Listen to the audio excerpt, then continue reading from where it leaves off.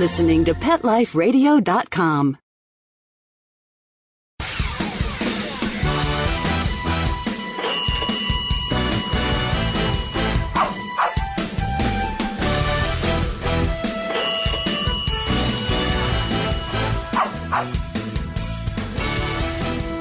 Well, hello and welcome to Six Figure Dog Business on Pet Life Radio. I'm your host, Ty Brown of SixFigureDogBusiness.com. This is the show where we teach you how to start or grow your dog-related business to a healthy six-figure per year profit.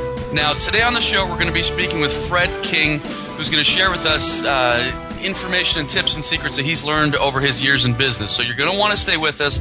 We've got a great show planned for you today, so we'll be right back.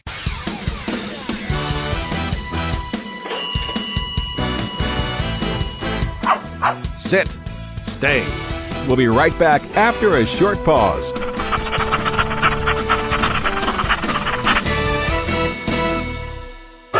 It's time for school for you and your friends, your furry best friends. Train your dog the fun and easy way with Teacher's Pet Sessions. Teacher's Pet host Pia Silvani teaches you step-by-step how to train your dog the fun and easy way. You get 8 30-minute live audio training sessions, complete transcripts of each session, plus a basic training manual to get you and your dog off to a great start. Training begins the moment you bring your dog home. Teacher's Pet Sessions offers positive reinforcement training to shape your dog's behavior and encourages upbeat, enthusiastic responses to ensure that your dog will enjoy learning. Teacher's Pet Sessions dog training is fun at both ends of the leash. So listen, learn, and laugh with your dog with Teacher's Pet Sessions. Get your copy of Teacher's Pet Sessions Volume 1 today. To order, go to teacherspetsessions.com. Hi, this is Pia Silvani, your host. Bring your dog, tug toy, and treats, and get ready to have some fun. teacherspetsessions.com. This valuable information comes from your pet.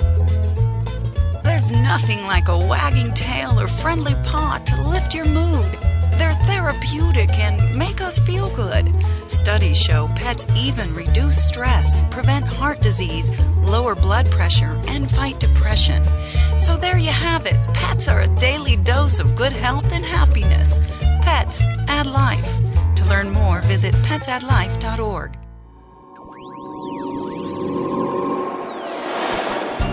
Pet Life Radio presents Paranormal Pets, where you can always expect the unexpected.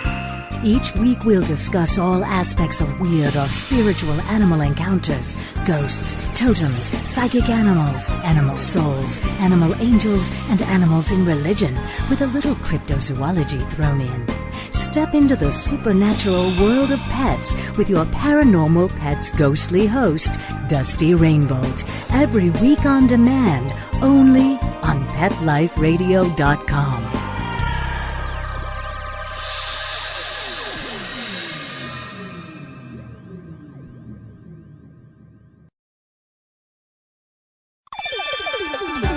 Let's Talk Pets on PetLifeRadio.com.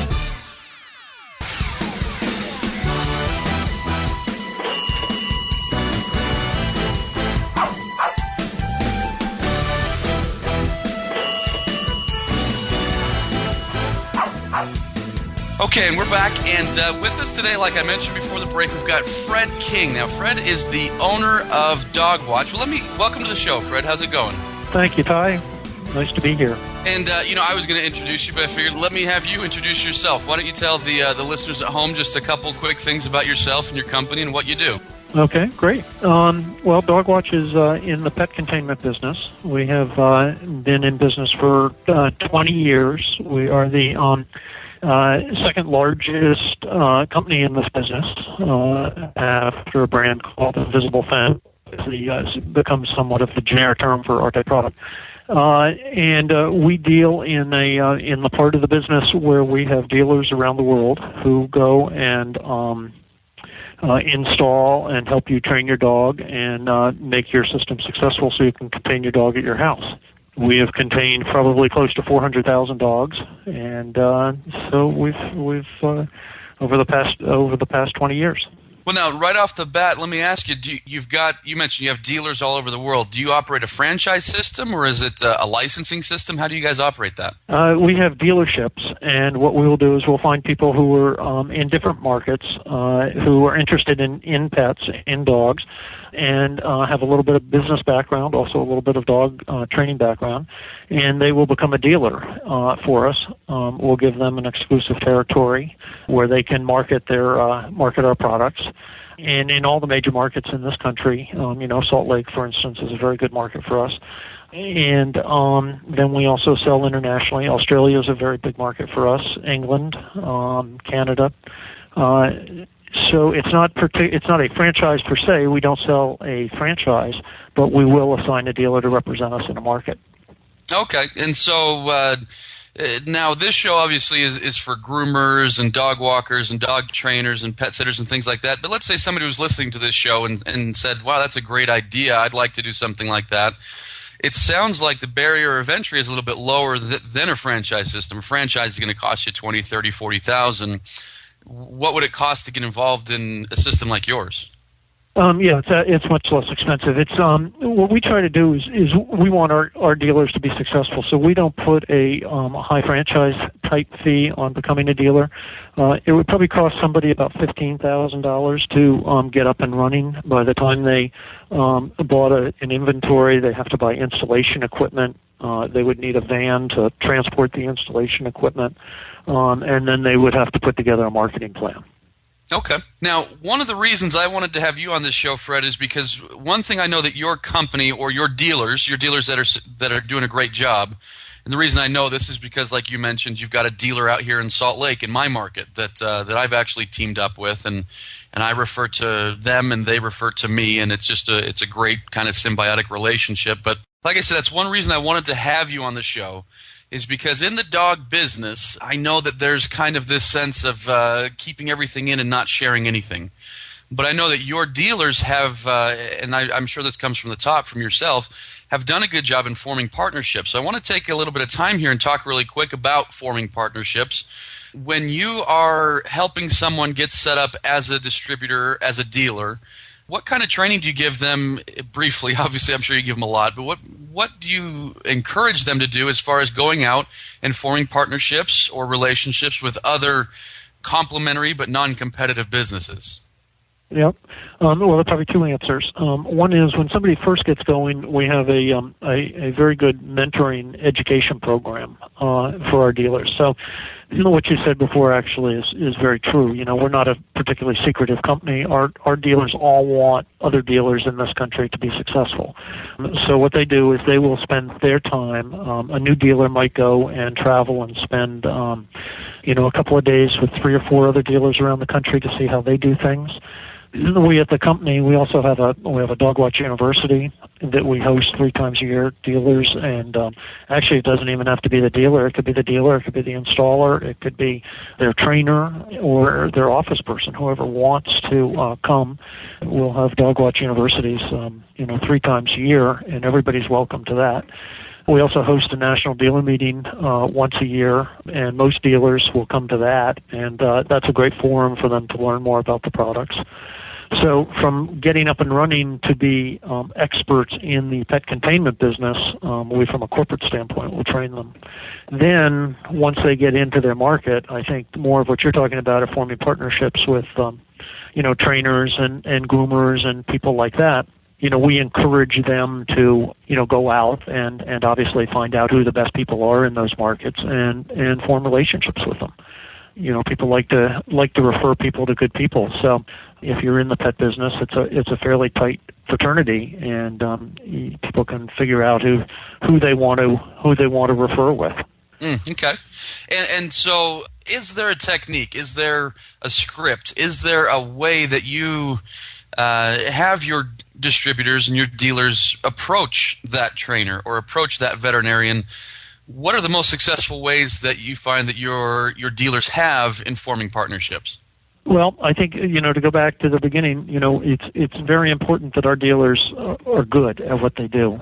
Nobody wants to refer somebody who isn't particularly good. So we try to establish a standard of best practices that a dealer will follow. And once they sort of are up to that, and customers are coming back, and there's a good customer referral business, they'll start working the veterinarian group. That's probably the first group that they'll try to become involved with. A lot of referrals from existing customers is the number one way our dog watch dealers get new customers. The second is referrals from veterinarians and other pet professionals. So the veterinarian is really a core place that we go, but it's a challenge because, one, you have employees at a veterinarian office who are transitioning. Somebody at the front desk might be there this week, but they may have another job, at another time. So there's a constant relationship building that takes place. Getting to veterinarians, they're very busy, and it's hard to get to them directly. So that becomes more of a challenge to build that relationship. And our successful dealers all find ways, to do that. We have promotional materials that we offer as well, for vets' offices and things, calendars and check writing. We have a very nice sort of check writing calendar that sits on the desk where people can come in and they'll see our brand, and it reminds the people in the office to recommend us. But it's all, as I say, it's all relationship building. Okay. And so, let me ask you this then. Somebody that's listening to this right now, a groomer or a trainer or something that doesn't have a relationship with a dog watch distributor or a dog watch dealer, what is the benefit? Because one thing when I'm always consulting with dog business owners and I'm talking about forming partnerships, some people when they're talking about forming a partnership, they just want everyone to refer people to them. But partnerships obviously is a two-way street. What is the incentive that dog watch dealer gives to a dog trainer? What is the incentive that a dog trainer can get back to the dog watch dealer? How does it work, these relationships? I think it's all over the map. I think our very good dealers all form relationships. For instance, in your market, you probably have a group of people that you feel comfortable with referring your clients. We're in the companion pet business. Our customer is Mrs. Smith, who has one or two dogs, lives in basically a suburban neighborhood, and knows a lot of people around. She may need training, advice, as well as just containment. And it's good for our dealers to be affiliated with the people in that market who are really good at what they do. I don't think it's I've never felt that referral fees and if you refer me, I'll give you a gift certificate or I'll give you a referral fee. I've never found that to be really the answer. I think the answer is that people want to refer people that they have trust in, that they like.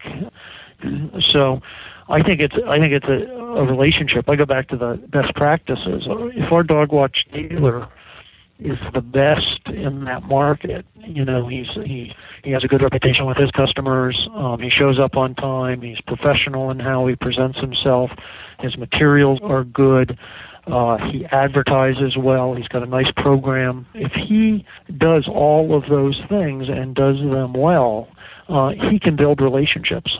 You'll get you got to get a lot of good press, but it doesn't take much to get bad press. And what we try to do is make sure our dealers do everything right, because you don't want bad news traveling around.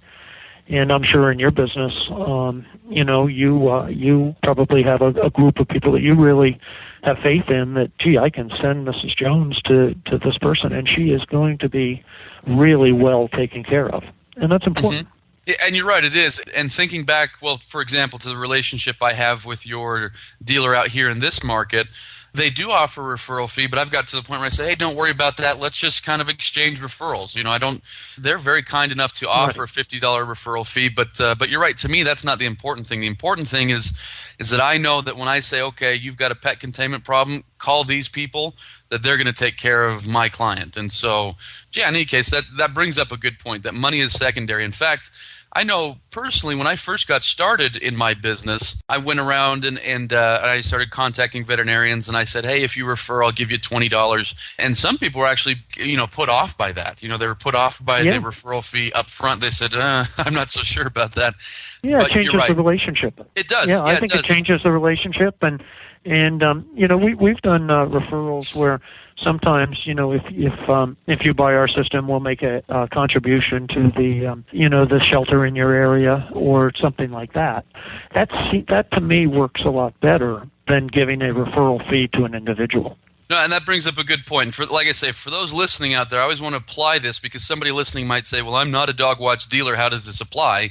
This applies to everybody. If you're the groomer, be a great groomer, provide value to your clients, and of course, people are going to want to refer you. And so what we're going to do, we're going to go to a quick break here. When we come back, I've got some really great questions for Fred here about branding. Now, if you've ever wondered about branding your business, Fred's company does a great job of doing this, so I want you to stick around and listen to this because it's going to be valuable information for you. So stick with us. We'll be right back in a second.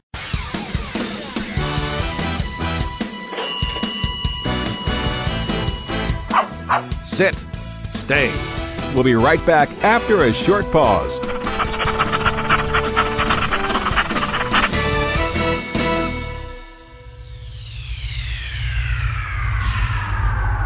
Greetings, human. What planet am I on? Welcome to Pet Planet. Here's a copy of Pet Planet Magazine, Florida's most informative and fun pet resource magazine. It features heartwarming stories and informative articles from local and national pet experts. Excellent. Pet Planet Magazine offers Operation Planet Rescue, helping rescued pets find new homes. And it's available at 500 locations in South and Central Florida and 24/7 on the internet at petplanetmagazine.com. If you're out and about with your pet, you may be featured in Paparazzi, candid pictures of you and your pet. For up-to-date pet-friendly events, activities, and pet-related services and products, Pet Planet Magazine is your final destination. I shall take this magazine home with me. Back to your home planet? No, to my condo in Boca.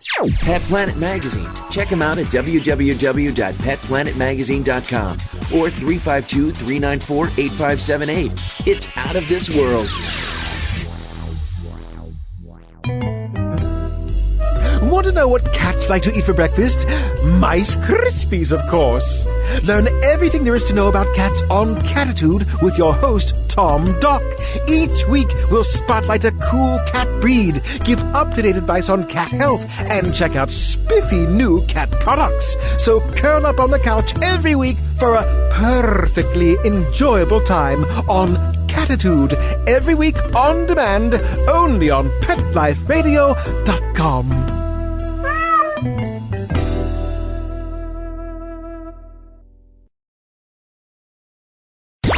Let's talk pets. Let's talk pets On Pet Life Radio. Pet Life Radio. PetLifeRadio.com.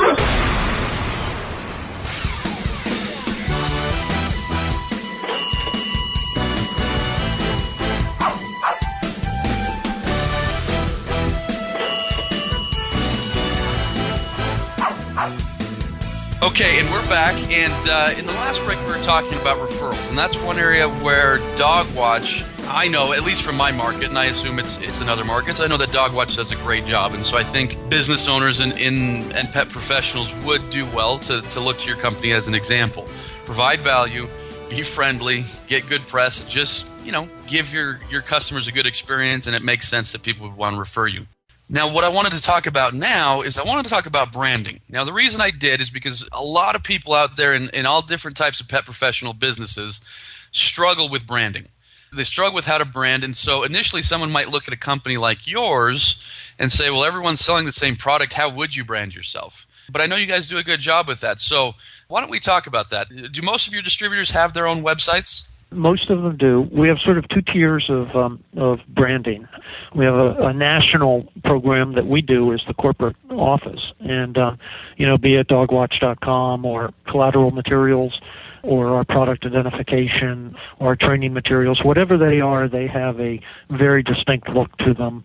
We're an upscale manufacturer. We're not the cheapest, lowest cost product that you will find, but we are the best. And the reason is that we have, a very good feature mix. We have a good distribution channel, and we have very reliable products. And I think, branding is sort of interesting. We're as a company, it's always changing now, because when we first started this business, you used to go in the Yellow Pages, and that was how you would advertise. And now the Yellow Pages are starting to, sort of take a second seat to, to the web and all of that. And you can transfer so much more information on the web and through the social media. But to us, branding is, it's not just putting our name out there, it's sort of putting the reputation out there. It's going back to that, establishing a standard. In our business, a dog watch dealer, they basically, they sell the product, they sell the product features, they're knowledgeable about what our competitors are compared to us. They're knowledgeable about installing and the subtleties of installing our products. They're knowledgeable about training and how your dog will react, and not all dogs are the same. So, they're different, correct, basically, the way our products work, you can customize the product to work for an individual dog. You might have a timid dog, and that requires one set of parameters, and you might have a more stubborn dog. And then, following up on that is sort of the customer service at the end. And all of those go into the sort of the branding as we see it. So if you were to kind of prioritize branding, what I picked out of what you just said is a couple things. Number one, your materials look the same. Your website probably looks similar to your business cards and probably looks similar to your T-shirts. And so there's kind of a constant there. Just like, if you go anywhere, McDonald's looks the same everywhere you go. And, things tend to look the same. And the second thing you said is your processes are branded. By that, your customer service is always going to be fairly similar in how you deal with a customer, or, the way that you install it is going to be customizable, but you're always going to make sure that each individual dog has, the right experience and each individual owner has the right experience. So is that accurate, that your look is branded and then your processes are branded? Exactly. We try to. It's a constant, effort. But I think McDonald's is a great analogy, because, you see the golden arches, you know what you're going to get. You know what the service will be like. You know what the food will be like. You know what the cleanliness of the restaurant will be like. All of that goes into that McDonald's brand. And at Dogwatch, that's what we sort of strive to do. And McDonald's are franchises, so it's a little bit of a different animal, but that's the goal, is to try to have your brand be consistent in look and feel, basically. And that's a good point, because that now applies to, the person that owns that one grooming shop or that one pet sitting business, and they say, this is all I ever want to own. I don't want to own 2 grooming shops. That person with the one individual location still needs to brand, because Absolutely. they, even though they're not going to be national like Dogwatch, they want each individual customer to have the same positive experience. And that's really what branding is at the end of the day. That you choose the experience you want your client to have, and then you make sure through the branding that happens. And I would say, from what you mentioned and from what I know about branding, that's where it starts. That it starts with how they first perceive your company, the marketing materials, all the way to the whole process, that the way you groom the dog, the way you train the dog, the way that your customer service, everything has a brand. The other thing that I wanted to point out that I liked what you said is you very readily said, we are not the cheapest, we are going to be more expensive, and there's a reason for that. We are the best. That brings up a good point that I'm always, when I'm consulting with dog business owners, I'm always trying to help them do that. Too many people undervalue themselves, and so they try to be the Walmart. They try to be the low-price leader. And if you're the low-price leader, you're also usually the lowest paid. How are you able to do that? How are you able to charge more money and still be successful? Well, all of the different aspects of the business go into that. I mean, it's all, the installation, the training, the customer service. On pet containment systems, at Dogwatch, when you get a Dogwatch system, you become a customer for a very long time. People, pets are part of the family. They're an important part of the family. It's an interesting comment. People say, gee, before I got this product, I didn't realize how it would change my life. And the reason it does is because it's an unattended control of your dog. In other words, you can open the door and your dog can go out. You don't have to be there. The fence is around the property. The dog has his collar on. He knows what his boundaries are. But when that fence, if something happens to that fence, for instance, in New England, and actually out there you have a lot of snow, if a snowplow hits the wire and breaks it, and that fence goes down, customer service, that customer wants somebody in to fix that fence right away. And that's what you're paying for. You're paying for a good quality product that's going to work all the time. You're paying for a product. In our particular case, we have a feature which is a 2-year battery life on the collar. So you're not having added on costs afterwards, but you're paying for that customer service and that dealer to be there when you need them, and for the system to be set up and working correctly from the get-go. So in order to charge higher prices, you need a superior product, you need superior customer service, and then one thing I found in my business, because that's when I first started, I think I did the same thing you did, where I said, I am not going to be the lowest price. And I think a lot of people starting out, for those that are listening to this that are starting out, I know sometimes they say, okay, I'm going to get my foot in the door by being the lowest price guy and getting business. But what happens, what I've found over consulting with dog business owners, is that if you are the lowest price, you have the lowest perceived value, and it takes the same amount of effort to sell a fence for X amount of dollars as it does to sell a fence for X amount plus $500, I'm sure. The effort's the same, and so if you're going to put in the same effort, you might as well charge the higher price. And it sounds like you guys build more value in. It's not just, okay, here's your fence and thanks for being our client. It's here's your fence, and 5 years from now, let us know if there's a break in your fence. Or 10 years from now, let us know if your dog is having a problem staying within the fence. And so that's where you guys build your value, and higher value comes higher dollars, right? Right. I mean, all of our dealers are independent business people. They all own their own businesses, and their reputation is on servicing the customer. And there are do-it-yourself type products like this that you could go to Home Depot and purchase, but the problem is that, one, it's not easy to put them in. It's not easy to understand the training. So the success rates on those type products are much lower. And, when something goes wrong, where do you go? You go back to Home Depot and you go to the customer service desk and return the product or whatever. But there's nobody there really to have the value added that can walk you through whatever your problem is.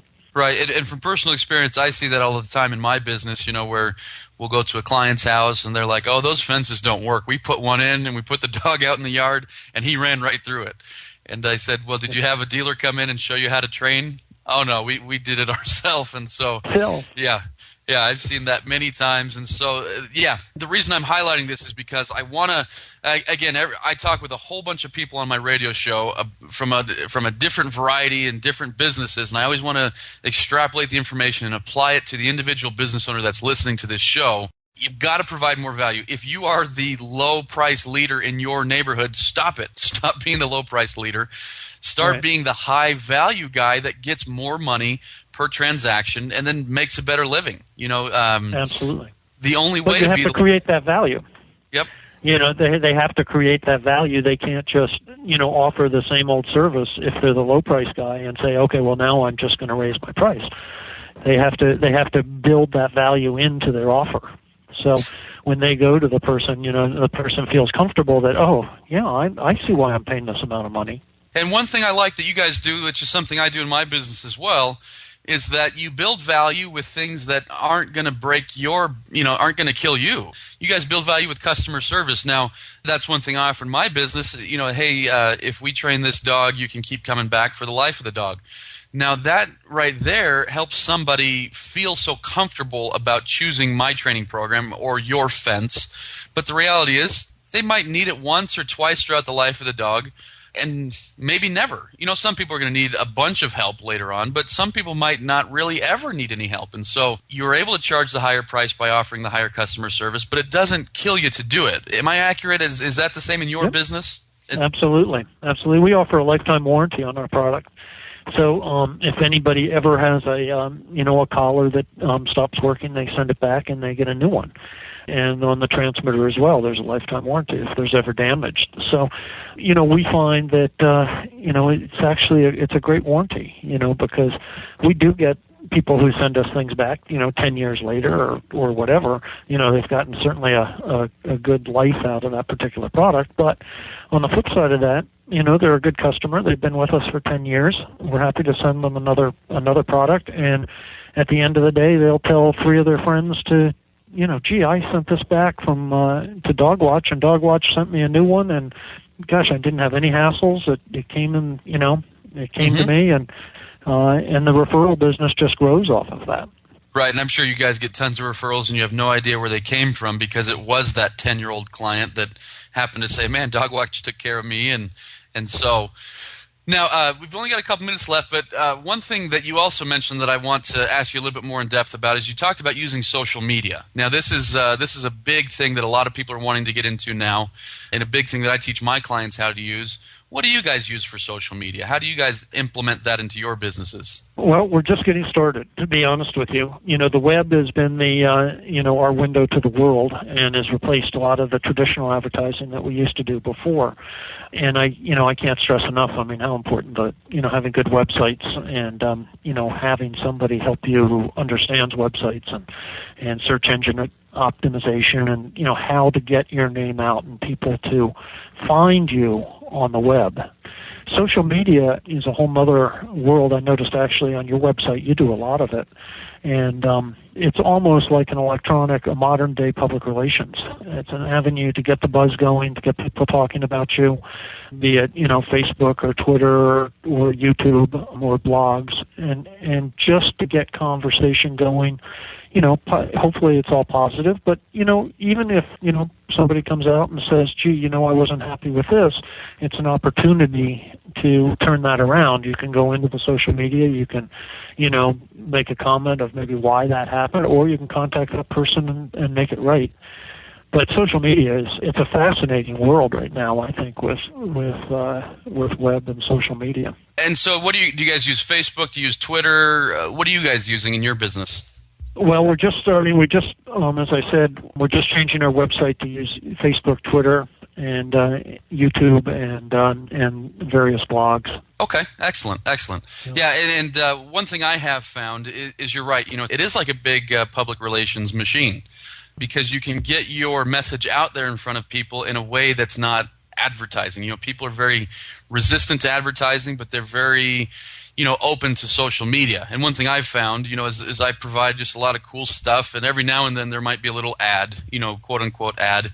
But for the most part, it's just, I found it's a way to really interact with my clients and my potential clients in a way that's non-threatening, in a way that turns my company from a stale institution into a company that's run by actual people that are just like them, dog lovers, people that love their dogs and want to play with their dogs and work with their dogs and train their dogs, and people get to see the human side of a business through social media, I found. So, in any case, well, Fred, I want to say a huge thank you. You've given us some great ideas today on forming partnerships, on branding, on social media. You've given us a ton of great ideas. And so, before we close, if somebody wants to become a dealer, if somebody wants to form a relationship with one of your dealers, how can they get in touch with you guys? Where are they going to find you? Well, the best place to find us is at dogwatch.com, and we have a dealer locator section, and to just put in your zip code or go to the state section and find the dealer nearest you. And the best thing is to pick up the phone, call them up, tell them that, you're in the pet business and would like to form a relationship with them. And I'm sure that they would be welcomed, with open arms. So dogwatch.com, or even the local all the local dealers, most of them have websites as well, and that's on the dealer locator as well. Okay. Well, excellent. So dogwatch.com. Thank you so much, Mr. King. Appreciate having you on the show. And, yeah, hopefully this has been a big help for you guys listening at home, learning different ways that you can manage, promote, and just grow your business. So thanks so much for being on the show. Great. Thanks for having me. Now, for those of you listening at home, if you have any questions, comments, or ideas for a show, just email me at ty@petliferadio.com or visit my website at sixfiguredogbusiness.com. Thanks for listening. We'll talk to you next week. Let's Talk Pets, every week on demand. only on PetLifeRadio.com.